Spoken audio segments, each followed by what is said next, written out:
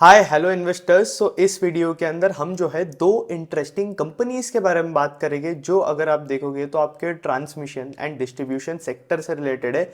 इस सेक्टर के लिए जो है प्रॉक्सी कंपनीज है। इसके साथ साथ ये दोनों कंपनीज जो है आपके स्मार्ट मीटर वाले सेक्टर के अंदर भी काम करती है, जहाँ भी जो है एज ऑफ नाउ बहुत ज़्यादा टेलविंड्स हमें देखने मिल रही है। और स्मार्ट मीटर के अंदर जो भी कंपनी है उन कंपनीज के अंदर जो है हमें बहुत ज़्यादा अर्निंग्स ग्रोथ देखने मिल रही है, क्योंकि इन कंपनीज को जो है अच्छे खासे ऑर्डर्स मिलने स्टार्ट हो चुके हैं। फिर इसके साथ साथ जब हम स्मार्ट मीटर की कंपनीज को डिस्कस करें तो जो दूसरी कंपनी है जो कि हम इस वीडियो के अंदर डिस्कस करेंगे उसका नाम है टेक्नो इलेक्ट्रिक। वो जो है आपके डेटा सेंटर्स के अंदर भी काम करती है।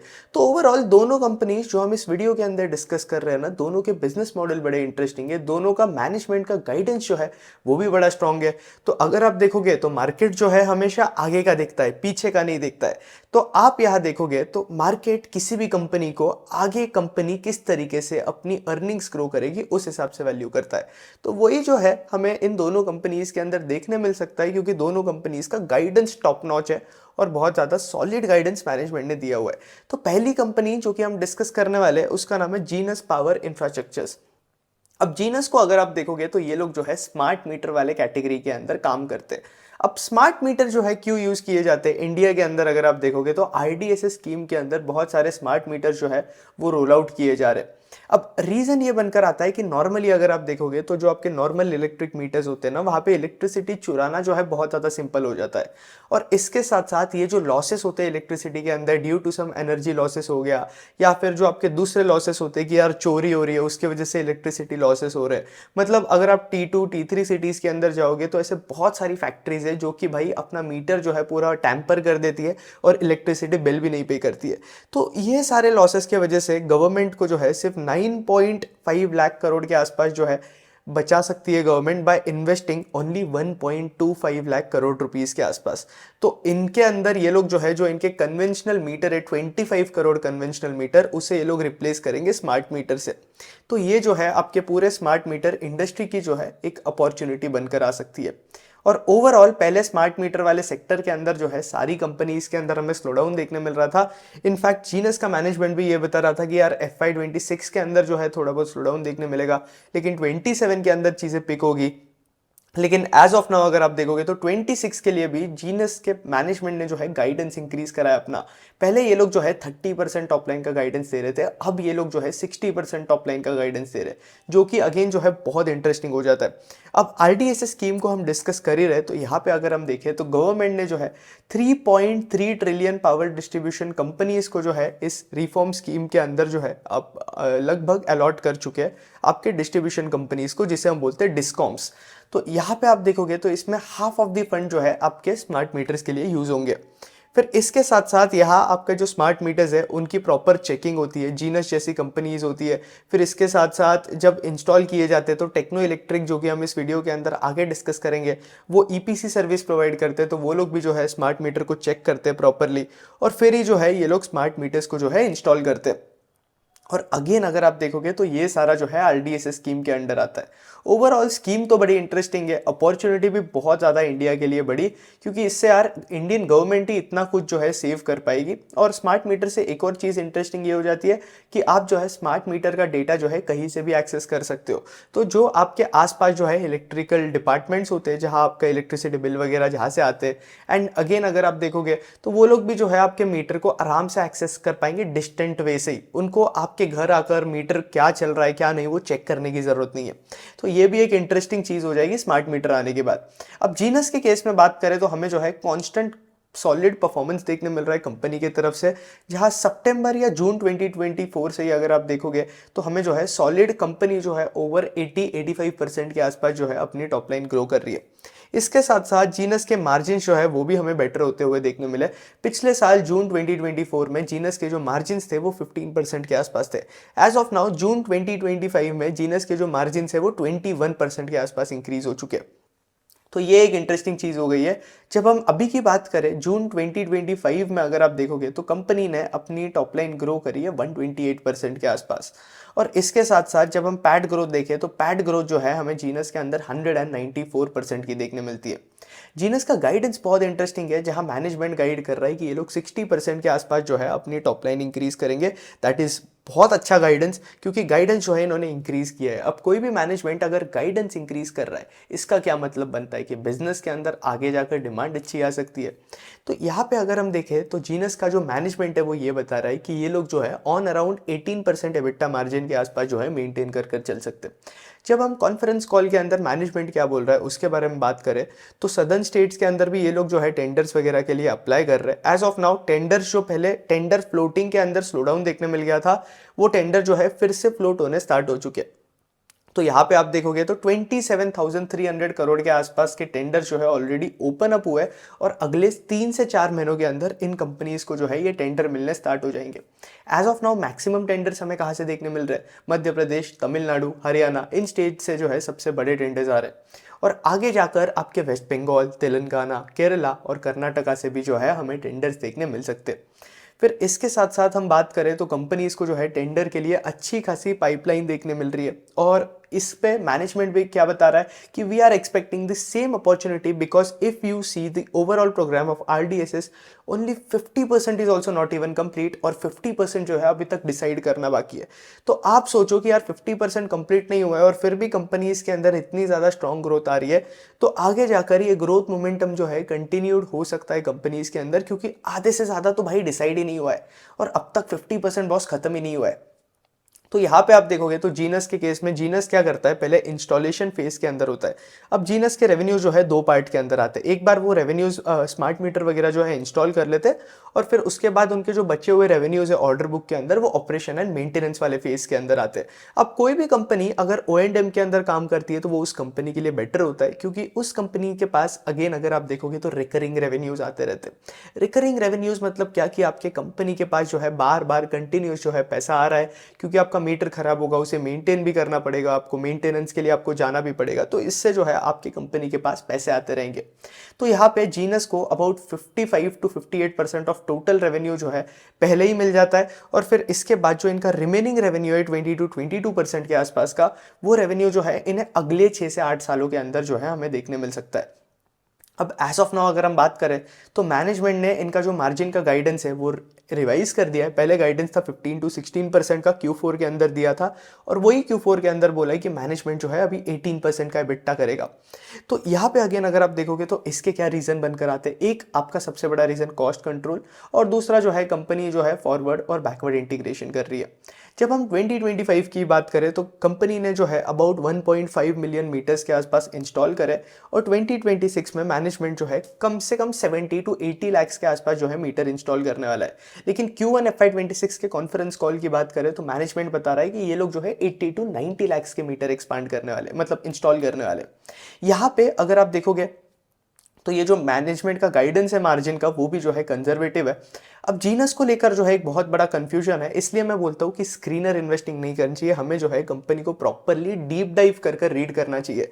इसलिए जो मैं आपके पास जो है ऐसे डीप डाइव वाले वीडियोस लेकर आता हूँ, ताकि आपको जो है आइडिया लग सके कि यार कंपनी के डीप लेवल पे क्या चल रहा है। क्योंकि यार सर्विस लेवल पे तो जो है आपको बहुत सारे इन्फ्लुएंसेस बता सकते हैं इन द सेंस, बट ये सर्फेस लेवल वाली इंफॉर्मेशन जो है हमें एज इन्वेस्टर्स काम नहीं आती है, क्योंकि हम जो इन्वेस्टमेंट डिसीजंस बनाते हैं हमें जो है वो सरफेस लेवल पे नहीं लेनी चाहिए, हमें डीप अंदर जाकर पूरा कंपनी का समझना है, बिजनेस मॉडल क्या ग्रोथ आ रही है। जो मास्टर क्लास के अंदर मैंने आपको चेकलिस्ट सिखाई है, उस चेकलिस्ट के हिसाब से आपको बिजनेस को इवैल्यूएट करना है, और फिर डिसीजन लेना है कि हमें इस बिजनेस को जो है कंसिडर करना चाहिए हमारे इन्वेस्टमेंट के लिए या नहीं करना चाहिए। तो यहाँ पे अगर हम आगे जाकर देखें तो कंपनी का मैनेजमेंट ये भी बता रहा है कि इनके वर्किंग कैपिटल के अंदर जो है हमें इंप्रूवमेंट देखने मिलेगा। और जो प्रमोटर स्टेक की मैं बात कर रहा था, यहाँ हमें प्लेज स्टेक जो है 66% का देखने मिल रहा है। एक्चुअली ये 66% जो है बिल्कुल भी प्लेज नहीं है, इनफैक्ट प्रमोटर की जो प्लेजिंग है शेयर्स के लिए वो नेग्लिजिबल के आसपास है। और ऐसे तो टू बी ऑनेस्ट फर्क नहीं पड़ता है कि आपके प्रमोटर के शेयर्स प्लेज्ड है या नहीं है, जब तक कंपनी के अंदर जो है हमें ग्रोथ देखने मिल रही हो। लेकिन अगर प्रमोटर के शेयर जो है 50% के ऊपर प्लेज्ड है, तब तो यार मैं बोलूँगा कि थोड़ा बहुत नेगेटिव साइन है। लेकिन यहाँ पे ये प्लेजिंग जो है वो स्क्रीनर के तरफ से एरर दिख रहा है, एक्चुअली शेयर्स प्लेज नहीं है। कंपनी ने जो है जीआईसी नाम की कंपनी है, इनका पार्टनर है सिंगापुर के अंदर, उन्होंने उनके साथ एक डील कर रखी है कि प्रमोटर प्लेजिंग जो है 66% के, आई मीन प्रमोटर का जो स्टेक है वो कभी 66% के नीचे नहीं जाएगा। तो ये उन्होंने पार्टनरशिप के साथ डील कर रखी है, और पता नहीं यार ये एक्सचेंजेस वगैरह पे जो है डील मतलब कुछ दिक्कत देखने मिल रहा है, तो ये मैनेजमेंट ने क्लैरिफाई करा है। तो इनफैक्ट ये शेयर जो है वो प्लेज नहीं है। फिर इसके साथ साथ अगर हम आगे बात करें तो मैनेजमेंट ये बता रहा है कि FY27 और 28 वाला जो ईयर रहेगा वहाँ पे जो है हमें और ज़्यादा बेटर एग्जीक्यूशन देखने मिल सकता है, और इसकी क्लैरिटी जो है हमें अगले 6 मंथ्स के अंदर देखने मिल सकती है। एज ऑफ नाउ कंपनी जो है वाटर और गैस मीटर के अंदर भी काम कर रही है, तो यहाँ पे ये लोग जो है पायलट प्रोजेक्ट्स के अंदर काम कर रहे हैं, और कमर्शियली ये लोग जो है अगले 2 से 3 सालों के अंदर जो है वहाँ पे काम करेंगे, तो तब हमें जो है रेवेन्यूज वगैरह देखने मिल सकते हैं वहाँ से। तो यही सीन चल रहा है, कोई प्लेजिंग वगैरह है नहीं कंपनी की। तो अगेन शेयर होल्डर्स जो है बहुत ज़्यादा बताते रहते हैं कि जीनस पावर की जो प्रमोटर होल्डिंग है वो 66% प्लेज्ड है, ऐसा एक्चुअली हमें नहीं देखने मिल रहा है। फिर इसके साथ साथ Q1 के अंदर मैनेजमेंट क्या बता रहा है, मैनेजमेंट ने Q1 के अंदर अराउंड 16 लाख मीटर के आसपास जो है इंस्टॉल किया है। मतलब जो 2025 के पूरे साल में इन्होंने इंस्टॉल किया ना, वही इन्होंने एक क्वार्टर के अंदर कर दी, दैट इज Q1 के अंदर। और मैनेजमेंट ये बता रहा है कि अगले 2 क्वार्टर के अंदर जो है ये लोग 31 लाख मीटर के आसपास जो है, जो कि पिछले 2 क्वार्टर के अंदर इंस्टॉल करे गए थे। एंड अगेन मैनेजमेंट ट्राई कर रहा है कि FY26 के एंड तक ये लोग कम से कम जो है अराउंड 45 लाख मीटर के आसपास जो है इंस्टॉल कर दे। फिर इसके बाद इनके जो इंस्टॉलेशन टारगेट्स की बात करें तो मैनेजमेंट अगेन FY27 के लिए गाइड कर रहा है कि ये लोग जो है अराउंड 1.2 टू 1.1 करोड़ के आसपास जो है FY27 के अंदर मीटर्स ये लोग इंस्टॉल करेंगे। तो ये बात बनकर आती है, तमिलनाडु के अंदर भी ये लोग जो है टेंडर्स वगैरह कोट कर रहे हैं, जो कि अगेन इंटरेस्टिंग चीज़ बन जाती है। एज ऑफ नाउ कंपनी का जो परफॉर्मेंस है Q1 के अंदर वो हमें बहुत ज़्यादा स्ट्रॉन्ग देखने मिला है, तो इस पर हाई चांसेस है कि मैनेजमेंट जो है अपना गाइडेंस रिवाइज कर दे।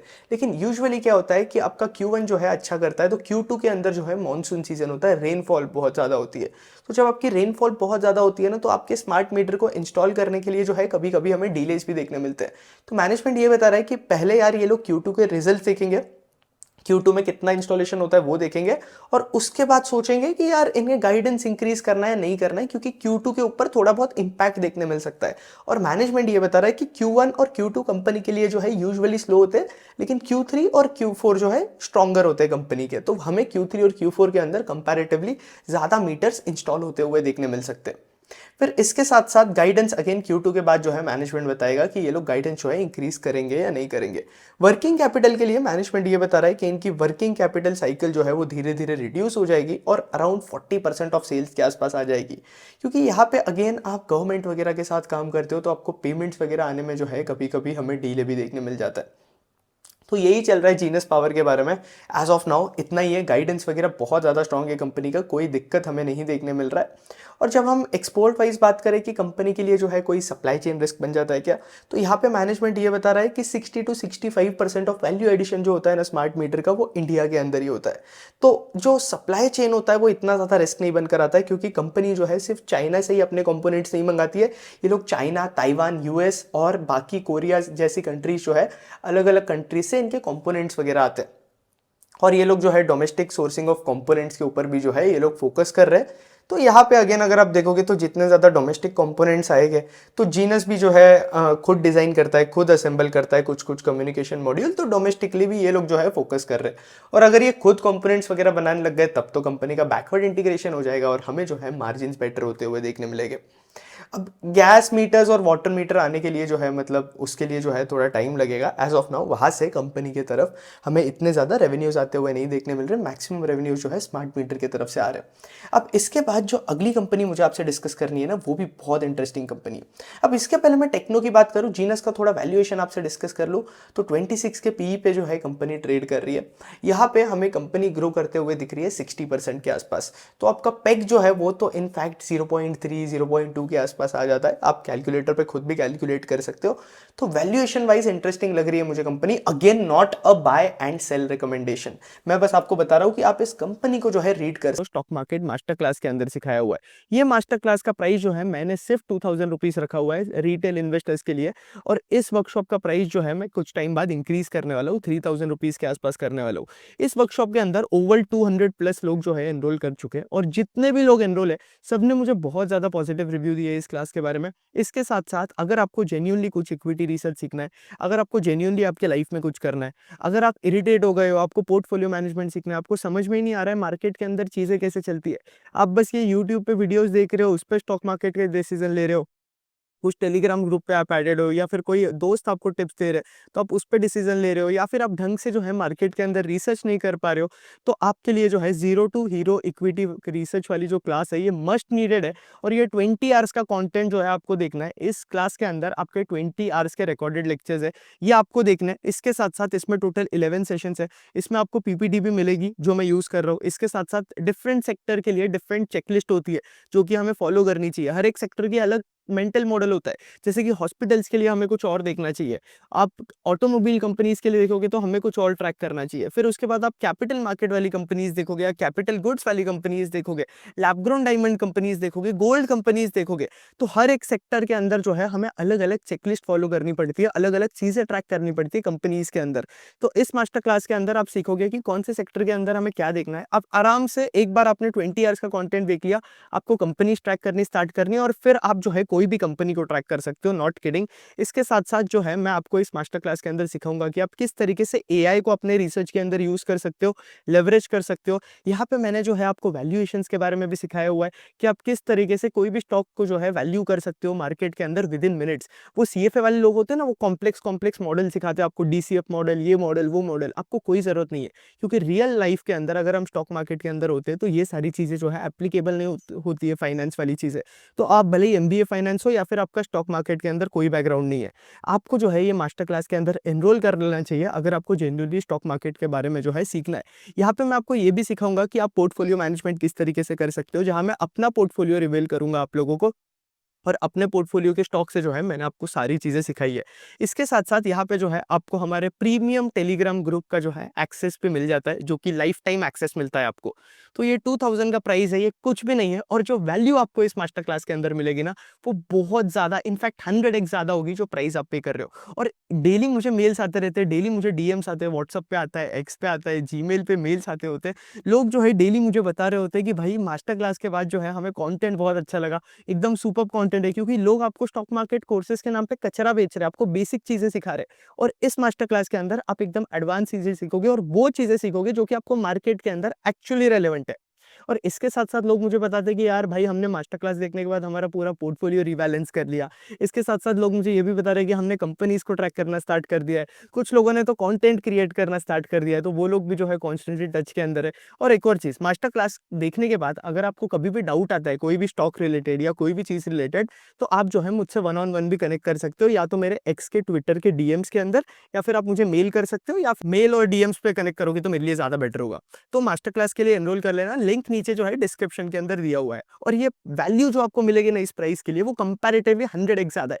तो ये 2000 रुपीज के लिए जो है सोचो मत, हमें जो है इग्नोरेंस टैक्स पे नहीं करना है हमारे लाइफ के अंदर। और ये सारी चीजें जब हम लर्निंग पे मिस आउट कर देते हैं ना, तो हम जो है इग्नोरेंट टैक्स पे करते हैं सकते हो। अब इसके बाद जो अगली कंपनी मुझे आप लोगों से डिस्कस करनी है उसका नाम है टेक्नो इलेक्ट्रिक। अब टेक्नो इलेक्ट्रिक भी जो है बड़ी इंटरेस्टिंग कंपनी है, क्योंकि ये जो है आपके प्रॉक्सी टू 4 से 5 इंडस्ट्री है। एक तो आपका ट्रांसमिशन एंड डिस्ट्रीब्यूशन इंडस्ट्री के अंदर ये लोग जो है काम करते हैं, ये लोग पावर जनरेशन के अंदर भी है, they are into data centres also, और ये लोग जो है एफजीडी के अंदर भी काम करते हैं। अब टेक्नो इलेक्ट्रिक का परफॉर्मेंस अगर आप देखोगे तो पिछले कुछ क्वार्टर से हमें बहुत ज़्यादा सॉलिड परफॉर्मेंस देखने मिल रहा है कंपनी का, जहाँ कंपनी आराम से अपनी टॉप लाइन जो है हर एक क्वार्टर के अंदर ओवर 40-50% के आसपास ग्रो कर रही है। अगर हम 24/25 देखें तो पूरा FY25 के अंदर कंपनी ने अपनी टॉप लाइन इंक्रीज करी है 51% से। और हमें जो है कंपनी के अंदर टेक्नो के केस में अगर आप देखोगे तो स्ट्रॉन्ग ऑपरेटिंग लेवरेज भी देखने मिला है Q1 के अंदर, जहां कंपनी का पैट इंक्रीज हुआ है 108% से, और इनका टॉप लाइन इंक्रीज हुआ है सिर्फ 40% से। तो ऑपरेटिंग लेवरेज हमें बहुत स्ट्रॉन्ग देखने मिल रहा है कंपनी के अंदर। अब इसके बाद बात करें तो कंपनी के जो है अलग अलग सेगमेंट है। एज ऑफ नाउ जब हम इनकी ऑर्डर बुक की बात करें तो आपका टेक्नो जो है ईपीसी वाले कैटेगरी के अंदर काम करता है। तो ईपीसी वाला कैटेगरी क्या होता है कि आपको जो है किसी कंपनी से ऑर्डर्स मिल रहे हैं, वो ऑर्डर्स जो है आप एग्जीक्यूट करोगे। उनका जो ऑर्डर है, फॉर एग्जाम्पल उन्हें जो है सबस्टेशन बनाकर चाहिए, तो आप लोग जो है पूरा सबस्टेशन वगैरह बनाओगे, अलग अलग जगह से कॉम्पोनेंट सोर्स करोगे, उसे असेंबल करोगे और कंपनी का जो प्रोजेक्ट होगा उसे बनाकर उस कंपनी के हाथ में जो है आप उसे उनका प्रोजेक्ट जो है दे दोगे। इसे जो है हम ईपीसी बोलते हैं। सिंपल लैंग्वेज में मैंने समझाया आपको कि ईपीसी क्या होता है। तो यहाँ पे आप देखोगे तो कंपनी की जो जनरेशन से ऑर्डर बुक आती है वो इतनी ज़्यादा नहीं है। इनकी मैक्सिमम ऑर्डर बुक जो है ट्रांसमिशन से आती है और फिर इसके बाद अगेन डिस्ट्रीब्यूशन से भी जो है इनकी अच्छे खासे ऑर्डर्स आते हैं। और डेटा सेंटर्स के से जो है कंपनी के अभी एज ऑफ नाउ जो है हमें इतने ज़्यादा रेवेन्यूज देखने नहीं मिल रहे। अब आपका ट्रांसमिशन और स्मार्ट मीटर की बात करें तो स्मार्ट मीटर भी जो है उसके अंदर भी टेक्नो काम करता है। तो यहाँ पे अगेन आपका जीनस क्या करता है, मैन्युफैक्चरिंग वगैरह करता है स्मार्ट मीटर के अंदर, लेकिन टेक्नो क्या करता है, वो स्मार्ट मीटर वगैरह इंस्टॉल करेगा, उसकी टेस्टिंग वगैरह करेगा। तो ये सारे काम जो है टेक्नो करता है। तो अब टेक्नो का गाइडेंस क्या है कि ये लोग ट्रांसमिशन एंड डिस्ट्रीब्यूशन से जो है अराउंड 2000 टू 2500 करोड़ के आसपास टारगेट कर रहे हैं और इनका करंट ऑर्डर बुक उसके अंदर जो है 7400 करोड़ के आसपास बनकर आता है। और जब स्मार्ट मीटर की बात करें तो उनका वहां पे ऑर्डर बुक बनकर आता है 2100 करोड़ का और ये लोग यहाँ पे टारगेट कर रहे हैं 1500 टू 2000 करोड़ के आसपास का रेवेन्यू जो है ये लोग स्मार्ट मीटर से टारगेट कर सके। अब एफजीडी से कंपनी का मैनेजमेंट जो है 500 करोड़ के आसपास टारगेट कर रहा है, लेकिन एफजीडी वाले सेगमेंट के अंदर हमें जो है थोड़ा बहुत स्लो डाउन देखने मिल रहा है। अब रीजन ये बनकर आता है कि यार देखो, अब एफजीडी वाले सेगमेंट के अंदर मैनेजमेंट ये भी बता रहा है कि एफजीडी पे जो है मैनेजमेंट का इतना ज़्यादा फोकस भी नहीं है। अब टेक्नो के जो डेटा सेंटर से रेवेन्यूज है ना वो एज ऑफ नाउ हमें इतने ज़्यादा नहीं देखने मिल रहे। FY26 के अंदर इतने ज़्यादा नहीं हो गए, लेकिन FY27 से जो है हमें बहुत ज़्यादा स्ट्रॉन्ग रेवेन्यूज जो है इनके डेटा सेंटर से आते हुए दिखेंगे। अगर आपको डेटा सेंटर सेक्टर के बारे में सीखना है तो आप जो है एक्स पे जाओ। आप एक्स पे मेरा यूज़र नेम है आयुष मर्दा 07। अगर आप मुझे अब तक एक्स पे फॉलो नहीं करते हो तो पहले जाकर मुझे एक्स पे फॉलो करो। यहाँ पे मैंने आपके डेटा सेंटर पे जो है एकदम बहुत डिटेल वीडियो बनाकर रखा है। इनफैक्ट सेमीकंडक्टर वाला सेक्टर भी जो है कवर करा हुआ है। तो ये 40-45 मिनट्स का वीडियो है जहां अगेन मेरे जो है सारे स्टॉक्स कवर कर कर रखे हुए डेटा सेंटर के अंदर। तो मैं आपको सजेस्ट करूंगा कि आप जो है एक बार ये वीडियो देखो ताकि आपको डेटा सेंटर का पूरा वैल्यू चेन वगैरह समझ आ जाएगा। क्योंकि इंडिया के अंदर डेटा सेंटर सेक्टर के अंदर जो है एक बहुत बड़ी अपॉर्चुनिटी बनकर आती है, क्योंकि वर्ल्ड का 20% डेटा जो है इंडिया के अंदर ही है, लेकिन सिर्फ 3% या 2% ऑफ डेटा जो है इंडिया के अंदर स्टोर होता है। तो डेटा सेंटर की अपॉर्चुनिटी भी बहुत बड़ी है, हाइपर स्केलर्स भी बहुत ज्यादा केपेक्स कर रहे हैं। तो अभी तक आपने ये वीडियो नहीं देखा है ना, तो एक्स पे जाओ, ये वीडियो देखो सबसे पहले ताकि आपको डेटा सेंटर सेक्टर के बारे में जो है आप सब कुछ समझ पाओ। अब टेक्नो क्या कर रहा है, ये लोग जो है रियलटेल के साथ पार्टनरशिप कर रहे हैं और ये लोग जो है एज डेटा सेंटर्स बना रहे हैं। अगेन एज डेटा सेंटर्स वगैरह क्या होता है वो सारा जो है मैंने उस वीडियो के अंदर सिखा कर रखा है। तो वो वीडियो आपने नहीं देखा है तो पहले जाकर वो वीडियो देखो। फिर इसके साथ साथ इनका चेन्नई वाला डेटा सेंटर जो है कुछ टाइम पे लाइव हो जाएगा। अब कंपनी के लिए ओवरऑल अपॉर्चुनिटी लेवल पे अगर आप देखोगे तो आपका टीएनडी सेक्टर के अंदर ग्रोथ रेट जो है बहुत ज़्यादा है। अब मैनेजमेंट ये बता रहा था कि पहले आपका टीएनडी सेक्टर यार सिंगल डिजिट के अंदर ग्रो करता था। एज ऑफ नाउ टीएनडी सेक्टर के अंदर डिमांड भी इंक्रीज हो गई है और ये सेक्टर आराम से जो है 12, 13, 14% के आसपास जो है ग्रो कर रहा है। तो ये भी एक इंटरेस्टिंग चीज़ हो जाती है। और फिर इसके अंदर टीएनडी के अंदर ये लोग जो है ईपीसी वगैरह के अंदर काम करते हैं और ये लोग जो है एचवीडीसी के अंदर भी काम कर रहे हैं। अब एचवीडीसी के अंदर अगर आप देखोगे तो इंडिया के अंदर धीरे धीरे एचवीडीसी के ऊपर भी फोकस किया जा रहा है, क्योंकि देखो एचवीडीसी के अंदर जब आप करंट ट्रांसमिट करते हो, अगेन इस एचवीडीसी वगैरह क्या है ये सारी चीज़ें समझनी है तो मेरा यूट्यूब पे जो है जीई वर्नोवा पे एक वीडियो है। आप एक्स पे भी जाओगे, एक्स पे भी सर्च करोगे, आपको एक्स पे भी मिल जाएगा। तो अब एचवीडीसी क्या होता है, डायरेक्ट करंट ट्रांसफर करने के लिए होता है। तो यहाँ पे आप जो है बड़े डिस्टेंस के अंदर जो है आराम से करंट वगैरह ट्रांसफर कर सकते हो। तो ये लोग जो है एचवीडीसी वगैरह के अंदर भी काम कर रहे हैं, वहाँ पे भी जो है ऑर्डर्स के ऊपर ये लोग फोकस कर रहे हैं। और इसके साथ साथ स्मार्ट मीटर का तो अपॉर्चुनिटी जो है हम डिस्कस कर ही चुके हैं। तो अब जो है अगर हम टेक्नो के बारे में थोड़ी और बात करें तो टेक्नो के मैनेजमेंट का जो गाइडेंस मैनेजमेंट दे रहा है वो बड़ा इंटरेस्टिंग दे रहा है। चेन्नई वाले डेटा सेंटर के लिए मैनेजमेंट क्या बता रहा है कि इस साल ये लोग जो है 25 करोड़ के आसपास टारगेट कर रहे हैं वहाँ से रेवेन्यूज़, और आगे जाकर अगर आप देखोगे तो हमें नेक्स्ट ईयर जो है उसी डेटा सेंटर से 100 टू 200 करोड़ के आसपास का टॉप लाइन करते हुए देखने मिल सकता है। अब जितने ज़्यादा कंपनी के पास डेटा सेंटर से रेवेन्यूज़ आएंगे उतना ज़्यादा बेटर होगा कंपनी के लिए, क्योंकि डेटा सेंटर के केस में इनके जो एबिटा मार्जिन होते हैं वो 80% प्लस चल जाते हैं। तो मार्जिन जो है कंपनी की बहुत ज़्यादा हेल्दी है। और ओवरऑल FY26 का जो गाइडेंस है मैनेजमेंट का 3600 करोड़ का टॉप लाइन का और आपका 50 रुपीज़ का EPS का, तो वो भी बहुत इंटरेस्टिंग है। अगर आपको वैल्यूएशन करनी यार तो टेक्नो इलेक्ट्रिक जो है वन ऑफ द बेस्ट और सिंपलेस्ट कंपनी आपको वैल्यूएशन करने के लिए। आप 50 का EPS ले सकते हो कंपनी का और उस हिसाब से जो है आप EPS ग्रोथ कैलकुलेट कर सकते हो कंपनी की, और आप फॉरवर्ड पैक के हिसाब से भी कंपनी को वैल्यू कर सकते हो और आप फॉरवर्ड पे भी यूज कर सकते हो। मतलब 50 का EPS कंपनी बता रहा है ना, तो एज ऑफ नाउ आपका कंपनी का मार्केट कैप जो है वो 17,000 करोड़ के आसपास का है। तो यहाँ से अगर आप 50 का EPS लेते हो तो आपका फॉरवर्ड पी जो है वो कुछ आराम से बन जाता है। ओह आई एम सॉरी, हमें जो है वो पूरा शेयर प्राइस ही लेना पड़ेगा यहाँ पे। तो शेयर प्राइस आप लोगे तो 1500 पकड़ लो आप, तो 1500 पे 50, तो आपका फॉरवर्ड पी जो है आराम से 30 के आसपास का बनकर आ रहा है। तो फॉरवर्ड 30% का, आई मीन 30 का फॉरवर्ड पी है और आपको 40-50% के आसपास ग्रो करने वाली कंपनी मिल रही है। तो वैल्यूएशंस इंटरेस्टिंग है, आप इंडिपेंडेंटली जो है इसे जाकर स्टडी कर सकते हो।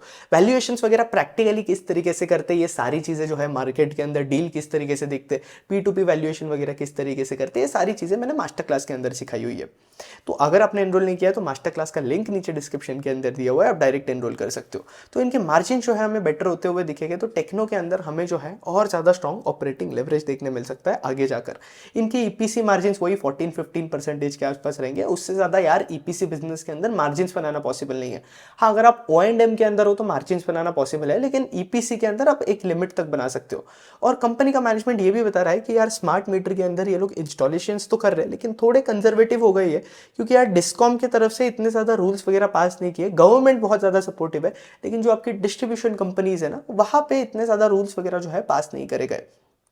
तो टेक्नो के केस में अगर हम बात करें तो यहाँ इनके डेटा सेंटर्स की बात करें तो इनका चेन्नई का जो डेटा सेंटर है वो Q2 FY26 के अंदर ऑपरेशनल होगा और इसकी जो कैपेसिटी है वो 5.6 मेगावाट के आसपास की आती है। गुड़गांव के अंदर भी इनका एज डेटा सेंटर है जो कि ऑलरेडी ऑपरेशनल है। मुंबई के अंदर इनका एक डेटा सेंटर आ रहा है जो कि नवंबर 2025 के अंदर आएगा। कोलकाता के अंदर भी इनका एक डेटा सेंटर आ रहा है और ये लोग जो है हाइपर स्केलर्स के अंदर भी डिस्कशन के अंदर है, जाके ये लोग और 4 to 5 एज डेटा सेंटर जो है स्टार्ट करने वाले। तो FY27 के अंदर हमें जो है अबाउट अगर 50% ऑफ मेगावाट का इनका आ जाता है तो हमें जो है कुछ 300 to 400 I mean 300 to 350 crore के आसपास रेवेन्यू जो है डेटा सेंटर से आते हुए देखने मिल सकते हैं। फिर इसके साथ साथ इनका गाइडेंस जो है अभी मैनेजमेंट बता रहा है 3600 करोड़, पहले ये लोग बता रहा था 3500 करोड़। तो गाइडेंस के अंदर जो है हमें इंक्रीज देखने मिला है और EPS का गाइडेंस वही यार कांस्टेंट है। केपेक्स की बात करूँ तो कंपनी जो है 500 करोड़ के आसपास का केपेक्स आपके डेटा सेंटर पे करने वाला है, आपका 500 करोड़ का AMI पे करने वाला है, 250 करोड़ का केपेक्स जो है TBCP पे करने वाला है और 2030 तक कंपनी का मैक्सिमम केपेक्स जो है अबाउट 80% केपेक्स आपके डेटा सेंटर पे होने वाला है। तो टेक्नो इलेक्ट्रिक भी एक इंटरेस्टिंग कंपनी है जो कि मैं आपको सजेस्ट करूंगा कि यार आप लोग जो है जाकर स्टडी करो। बहुत मतलब यहाँ पे वैल्यूएशंस भी थोड़ी लुक्रेटिव लग रही है। मैं आपको कोई रिकमेंडेशन नहीं दे रहा हूँ, बस आपको एज इन्वेस्टर आपका होमवर्क करना है। तो ये दोनों कंपनीज है जो कि मुझे आपसे डिस्कस करनी थी, टेक्नो और जीनस पावर। दोनों भी बहुत इंटरेस्टिंग सेक्टर्स के अंदर है, हाई ग्रोइंग सेक्टर्स है और वैल्यूएशन भी रीजनेबल है दोनों कंपनीज के अंदर। तो इनको जाओ स्टडी करो। आपको अगर वीडियो अच्छा लगा है तो वीडियो लाइक करो, कंटेंट पसंद आया, चैनल पे नए हो तो चैनल सब्सक्राइब करो। अगर आप मुझे एक्स पे अभी तक फॉलो नहीं करते हो तो एक्स पे जाके मुझे फॉलो करो। और बॉस, अगर आपने अभी तक zero to hero equity research master class के अंदर एनरोल नहीं किया है तो जल्द से जल्द जाकर जो है नीचे डिस्क्रिप्शन में लिंक दिया हुआ है, एनरोल करो। क्योंकि इंडिया के अंदर आप रहते हो, आपका जो है नेशनल राइट बनकर आता है कि आप जो है मार्केट को प्रैक्टिकली सीखो। और ये मार्केट को प्रैक्टिकली सीखने वाला जो नॉलेज है वो बाकी इन्फ्लुएंसर्स जो है, बाकी लोग जो है आपसे लैक्स ऑफ रुपीज चार्ज करते हैं, लेकिन ये नॉलेज जो है मैं आपको कुछ ही प्राइस के अंदर दे रहा हूँ, मतलब 1999 के प्राइस में। तो इसलिए जो है मैं मास्टर क्लास का प्राइस इंक्रीज भी करने वाला हूँ और अबाउट 50% से जो है मैं मास्टर क्लास का प्राइस इंक्रीज करूंगा इन फर्स्ट वीक ऑफ सितंबर। तो अगर आपने अभी तक एनरोल नहीं किया है तो जल्द से जल्द जो है मास्टर क्लास के लिए जाकर आप एनरोल कर लेना। और इसके साथ साथ मास्टर क्लास की जो रिकॉर्डिंग है वो आपके लिए लाइफ टाइम अवेलेबल होगी। और जस्ट इन केस आपको मास्टर क्लास देखने के बाद कोई भी डाउट आता है ना, तो आप मुझे एक्स पे रीच आउट कर सकते हो, DM कर सकते हो, मैं जो है आपके सारे डाउट सॉल्व करता हूँ।